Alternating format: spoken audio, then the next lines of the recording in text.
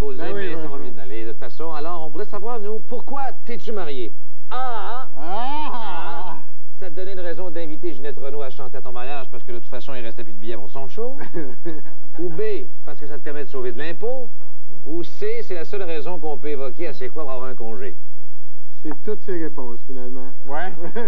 Pas mal tout ça? Non, non, je me suis marié, c'est pour des raisons d'amour. C'est une bonne raison. J'ai rencontré la femme la plus merveilleuse au monde.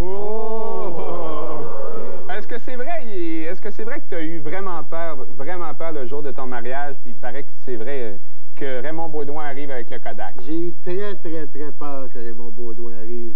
Avec le Kodak ou pas, j'ai juste peur qu'il soit là, avec sa barbe. C'est drôle, ça y est pas passé par la tête. Non, mais j'avais ma réponse préparée. J'aurais dit la même chose que l'autre tweet, là. Non, pas tweet. Voyons donc. C'est pas le moment. C'est pas le moment, c'est ça. Normand, à ton arrivée dans le milieu artistique, on t'a immédiatement surnommé le Petit Noir, je pense. Oui. Ça t'a pas fâché qu'on te traite de petit?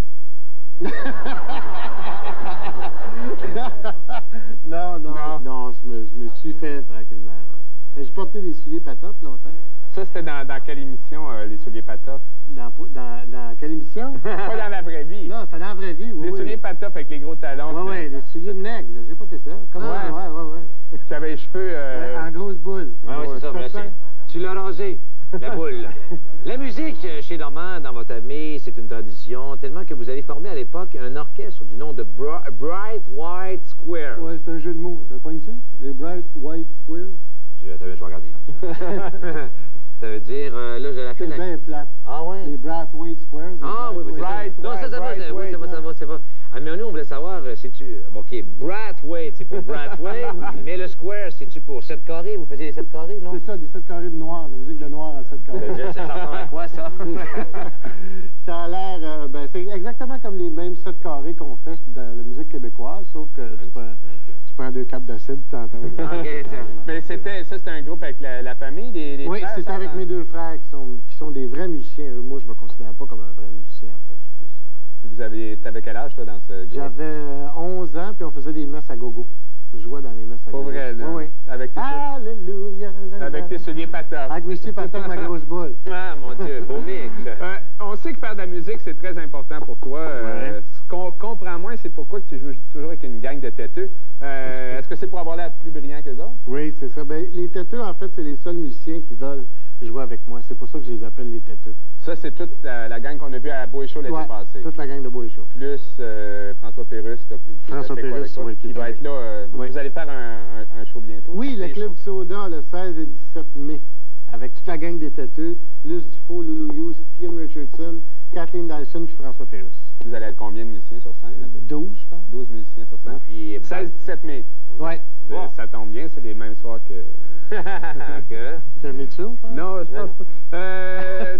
Oui, j'ai une autre question. On voulait savoir comment on se sent quand on commence une nouvelle émission, c'est quoi, et qu'on voit tout le monde faire la gageure que Brathwaite t'offre pas 2 semaines. Ben, c'est la raison pourquoi j'ai toffé plus que 2 semaines. T'as voulu gagner la gageure. J'ai voulu gagner la gageure. Moi-même, j'avais voté contre moi-même. Ah ouais? Moi-même, je te suis. Ça t'a donné combien de temps? Moi, je me t'ai donné 3-4 jours. Ah bon? Ouais. C'est bon.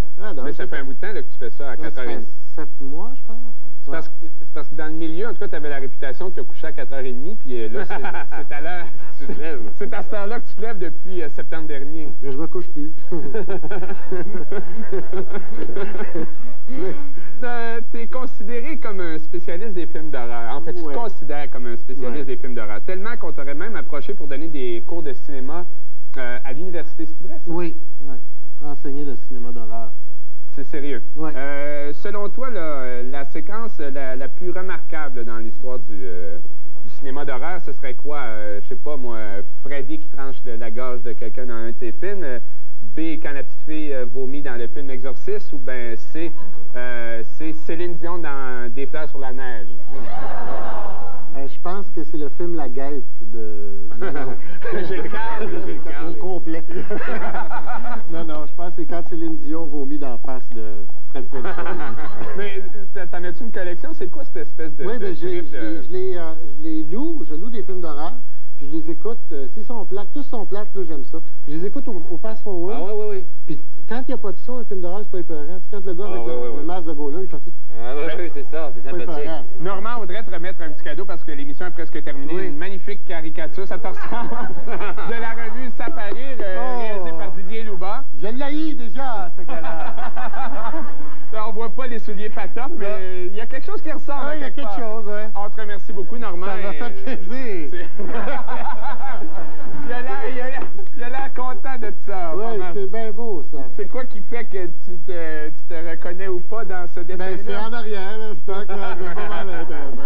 Non, c'est beau. Ben, Normand, merci beaucoup d'être venu à Sans Limite. Ça me fait toujours plaisir. C'est notre avant-dernière émission cette semaine. La semaine prochaine, la dernière vraie originale de l'émission Sans Limite. À la semaine prochaine. Bonsoir!